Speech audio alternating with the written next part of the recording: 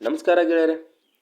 ಹೊಟ್ಟೆಗೆ ಹಿಟ್ಟಿಲ್ಲ ಅಂದ್ರೂ ಜುಟ್ಟಿಗೆ ಮಲ್ಲಿಗೆ ಹೂವು ಅಂದ ಹಾಗೆ ಬಿಕಾರಿಸ್ತಾನ ಒಂದು ಎಡವಟ್ಟು ಮಾಡಿಕೊಂಡಿದೆ. ಅದೇನೆಂದರೆ, ದಿತ್ವಾ ಚಂಡಮಾರುತದಿಂದಾಗಿ ಸಂಕಷ್ಟಕ್ಕೀಡಾಗಿರುವ ಶ್ರೀಲಂಕಾಕ್ಕೆ ಪಾಕಿಸ್ತಾನವು ಪರಿಹಾರ ಸಾಮಗ್ರಿಗಳನ್ನು ಕಳುಹಿಸಿತ್ತು.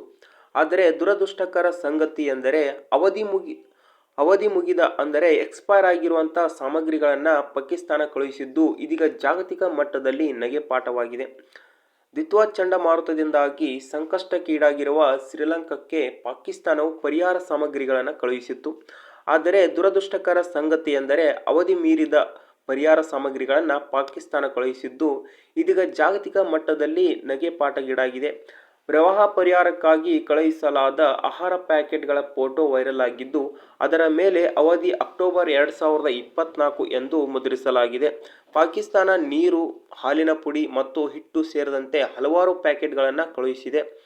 ಶ್ರೀಲಂಕಾದಲ್ಲಿರುವ ಪಾಕಿಸ್ತಾನ ಹೈಕಮಿಷನ್ ನವೆಂಬರ್ 30ರಂದು ಸಾಮಾಜಿಕ ಮಾಧ್ಯಮದಲ್ಲಿ ಸಂಬಂಧಿತ ಮೆಸೇಜ್ ಪೋಸ್ಟ್ ಮಾಡಿತ್ತು. ಇದು ಪರಿಹಾರ ಸಾಮಗ್ರಿಗಳ ಫೋಟೋಗಳನ್ನು ಸಹ ಬಿಡುಗಡೆ ಮಾಡಿತ್ತು. ಅದರಲ್ಲಿ ಅವುಗಳ ಅವಧಿ ಮುಗಿದು ದಿನಾಂಕಗಳು ಗೋಚರಿಸುತ್ತವೆ. ಈ ಪೋಸ್ಟ್ ವೈರಲ್ ಆಗುತ್ತಿದ್ದಂತೆ ಅನೇಕ ಬಳಕೆದಾರರು ಪಾಕಿಸ್ತಾನವನ್ನು ಟೀಕಿಸಿದ್ದಾರೆ. ಇದರ ಬೆನ್ನಲ್ಲೇ ಪಾಕಿಸ್ತಾನ ಹೈಕಮಿಷನ್ ಟ್ವೀಟ್ ಅನ್ನು ಡಿಲೀಟ್ ಮಾಡಿದೆ.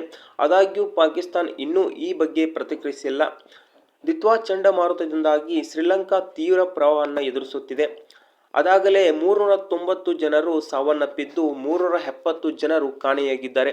ದೇಶದಲ್ಲಿ 1.1 ಮಿಲಿಯನ್ಗಿಂತಲೂ ಹೆಚ್ಚು ಜನರು ಬಾಧಿತರಾಗಿದ್ದಾರೆ.